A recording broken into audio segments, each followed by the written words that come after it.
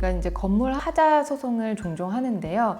특히 많이 있는 게 윗집에서 이제 누수가 생겨서 우리가 피해를 많이 봤다, 혹은 이제 밑집에서 우리가 아닌데 자꾸 이제 물이 떨어진다고 하면서 우리한테 피해를 청구한다, 이런 얘기들을 많이 하시는데요.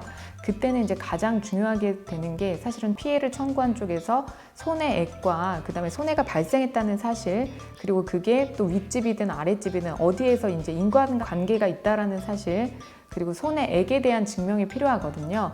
그렇기 때문에 감정이라는 절차를 꼭 거쳐야 돼요. 왜냐하면 감정을 안 하게 되면 아랫집에서는 피해를 뭐 1,000만 원을 봤다고 하는데 윗집은 내가 봤는데 피해는 있긴 한데 그거는 뭐 100만 원에 불과하다, 이거는 뭐 피해가 아니야, 이렇게 얘기하는 경우들이 많기 때문에 또 사적으로 아랫집에서도 인테리어 업자를 부르시고 윗집에서도 인테리어 업자를 부르셔서 서로 이제 싸우시는 경우들도 많은데요. 그런 게 아니라 소송에서는 법원에서 지정한 감정인이 있습니다. 그래서 그 감정인을 몇 명 중에 저희한테 이제 신청을 한 사람이 고르라고 하는데요. 신청한 사람은 누가 되냐면 손해배상을 청구하는 쪽이 신청을 하게 되는데요. 감정인이 지정이 되면 그 감정인이 나와서 정말로 윗집에서 피해를 입힌 게 맞다 라는 증명을 사실은 감정인이 하게 되고요. 저희가 신청사항을 자세하게 적거든요. 그 신청사항에는 누구 때문에 이런 누수가 발생했는지 여부, 그 여부와 그 다음에 손해가 발생을 했다고 하면 이 손해의 범위가 어디서부터 어디까지, 뭐 가전제품도 포함이 되는 건지 아니면 뭐 위에 뭐 석고보드를 뜯어야 되는지 뭐 그런 정도의 피해인 건지, 그리고 또 그 금액이 얼마인지, 이런 부분을 하기 때문에 사실 무작정 이제 뭐 위아래 집 살기 때문에 처음에는 좋게 하시려고 하다가 그게 정말 소송으로 번지는 경우가 많은데, 사실은 입증이 상당히 필요하기 때문에 그렇게 거액의 손해배상을 청구를 당하시면 일단 소송으로 응하시는 것도 필요하다고 생각을 합니다. 그렇다면 건물 하자 관련 소송은 감정이 필수적이라고 하는데 감정을 누가 신청하고 어떤 내용을 감정하고 어떤 식으로 이루어집니까? 네, 방금 말씀드린 것처럼 이제 건물 하자 소송 같은 경우에는 서로 간의 다툼이 되게 많기 때문에 감정이 필수적으로 들어갑니다. 감정은 이제 법원에서 지정한 그 기술사들이 보통 이제 감정인이 되는데요. 감정액을 이제 마치 저희가 입찰을 하듯이 나의 경력은 이렇고 뭐 금액은 얼마다 이렇게 보면 저희들이 신청한 쪽이 누구냐면 손해배상을 청구하는 쪽이 감정을 신청하게 됩니다. 왜냐면 입증 책임이 손해배상 청구한 쪽에 있기 때문에 감정을 신청을 해서 그걸 입증을 해내야 되기 때문에 손해배상을 청구한 사람이 신청인이 되는데요. 감정인을 한 3명 정도를 법원에서 이렇게 주시면 리스트를 저희가 보고 이 감정인의 경력과 그 다음에 감정 입찰한 금액이 타당하다는 쪽에 감정을 저희가 감정인을 선정을 하게 되고요. 그리고 무엇보다 감정사항을 매우 자세하게 적는 게 필요합니다.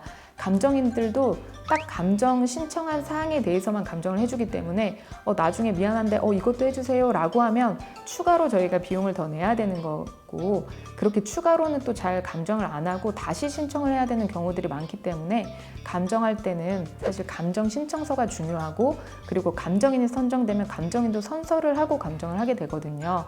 그렇기 때문에 법원에서 감정인이 하는 감정을 신뢰를 하는 것이고요.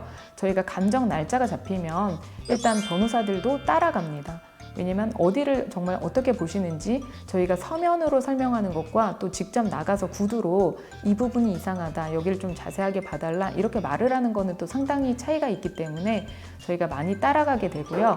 그렇게 감정을 또 하시면 몇 달 정도 있다가 이제 감정 결과를 내세요. 그렇기 때문에 하자 소송 같은 경우에는 시간이 되게 상당히 오래 걸리는 편인데요. 왜냐면 감정하는데 이제 감정 결과가 나오는 데까지 시간이 걸리고, 감정 결과가 나오면 이 감정은 뭐가 잘못됐다, 이 감정은 뭐 맞다, 이런 걸로 저희가 의견서를 쓰게 되거든요. 그렇기 때문에 감정할 때는 그 절차가 사실 상당히 복잡하고 오래 걸려서 일반인들이 홀로 하시기는 상당히 어려우신 절차이시죠. 그러면 아랫집에서 물이 새는데 그게 윗집 책임으로 밝혀졌어요. 네. 그래서 저는 세입자인데 그러면 그거에 대한 책임을 집주인이 지게 되면 제가 직접 져야 돼요. 사실 그것도 되게 첨예한 부분이고 제일 많이 들어오시는 경우예요. 저는 임차인에 불과한데 집이 이제 되게 노후가 됐어요. 그런 경우에는 그것도 또한 사실 감정사항에 저희가 포함을 시켜야 되거든요. 집이 노후가 됐다라는 거는 집주인이 책임을 져야 되는 부분일 수도 있고요. 어떤 때는 뭐 임차인이 물을 틀어놓고 계속 잠그는 거를 뭐 잊었다든지 아니면 이사를 오시면서 인테리어를 했는데 인테리어가 조금 방수가 잘못돼서 그게 누수가 됐다라든지 이런 책임의 여부가 누구에게 있는지 그 부분까지도 사실은 감정상에 포함을 시켜야 되거든요. 안 그러면 나중에 감정은 되게 비싸게 이제 주시고 감정을 했는데 효과는 전혀 없고 그래서 누가 책임을 하라는 거냐, 임차인이냐, 집주인이냐 이렇게 나눠지는 경우가 많아서 특히 이제 건물 하자 감정 같은 경우에는 경험이 좀 많은 변호사들한테 특히 이제 감정을 많이 해본 변호사들한테 맡기시는 게 중요한 게 감정사항을 구체적으로 작성하고 또 적당히 맞는 거 그게 사실은 제일 중요하거든요. 그래서 임차인과 집주인 사이에도 나중에 또 후에 소송이 발생할 수가 있어요. 그래서 그걸 일거에 이제 해결을 하려고 하면 만약에 제가 임차인인데 소송이 발생을 했어요. 밑에 집에서 소송을 걸었어요. 그럴 경우에는 집주인을 뭐 소송고지로 이렇게 부른다든지 이 사실관계에 대해서 나중에 다툼이 없도록 그렇게 하는 방법도 있고요. 아니면 소송을 병합시킨다든지 뭐 이런 방법들도 있는데요. 그래서 일거에 사실 해결할 수 있게 감정을 하는 게 사실 중요합니다.